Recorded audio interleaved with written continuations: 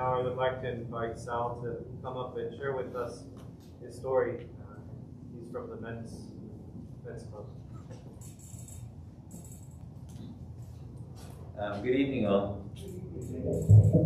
And just a correction, so I was part of a retreat today for a men's retreat hosted by the men's club, and my name is Sal Testimony, and I too had a script, little notes about it, but you know, as things happen in life, not everything is planned. So I decided to put my little notes away because being part of the retreat today just told me that I needed to talk about something else.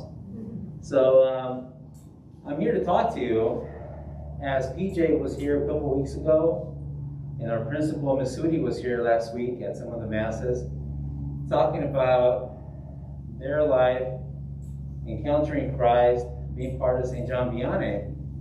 And we have to do it in less than 3 minutes, and I already took probably half of that, but let me kind of speed through it. So I'm here to talk to you about me being up here, being invited by Father Joe Kim. And my little story is this. 21 years ago, my wife and I bought our house before we had our kids right here in North Craigmont, which we still have. And we literally ran into this parish, and we were very surprised. And at the moment, we felt just a feeling of home. And I'm here telling you that I am a proud St. John Vianney parishioner. Currently, I serve as your parish council president. And there's been a lot of work being done behind closed doors. Some of it you see out here, some of it you don't see. There's a lot of people working really hard to continue with our masses, to do virtual masses, to do rosaries every day. PJ's been an integral part of all those things, but all those things have taken part because the Holy Spirit in so many ways is working through all of us.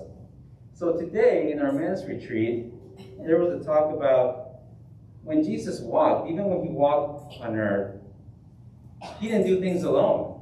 He very well could have, right? He very well could have had a magic wand and basically did what he wanted, how he wanted. But he had people with him all the time. And he had a community of followers. He had the disciples. And there's no coincidence when we say that at St. John Vianney, our goal is to form joyful disciples. And God, you know, at first when we talked about that with Father Joe, I personally didn't understand what he meant about forming joyful disciples. To me, it's like, you come to Mass, this is your task, you're a lector, you're a Eucharistic minister. Check that off the box, this, the other, make sure we get through the Mass without errors. But there was that joyful piece that was missing, and it was a lack of understanding. And once you understand that, you actually say, wow, our community is great as it is, it's diverse, you know, it's very generous. When there's a need, we respond. But let's take it up a notch, and let's be joyful disciples. I started in the back pew. Somebody tapped me on the shoulder and said, can you help with collections today? Sure. Before you know it, I'm at the front, and there's a long list of things that I'm happy to do. And it seems like there's a long list of things that still need to be done. And we need a community. Not just in stewardship, but in every single aspect of being a joyful disciple of our community. We thank you for everything that you give us, but we also want to encourage you to open your heart up to Jesus, because it might not be his words per se, his voice. It might be mine, but he's the one that's speaking. It might be Patty asking you to come and read on Sunday. It might be Father Joe asking you, hey, can you help me build this? Put up the canopies, do something.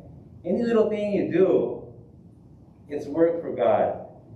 It's work for the community. And believe it or not, we are forming joyful disciples as we speak. Everybody that's been working on all these things behind closed doors has been doing it very, very graciously and very happy, so that we can have outside Mass, so that when they tell us you got to take it up a step down and go outside of Mass again, outside of our church, I mean, we're still joyfully doing it instead of feeling like we can't do anything anymore because everything we do, we get pushback. Well, that's not the case. You know, somebody in our country many, many years ago said, ask not what your country can do for you, ask what you can do for your country. Here I am telling you, ask not what St. John Vianney can do for you. Ask, what can I do for St. John Vianney? God bless you. Amen.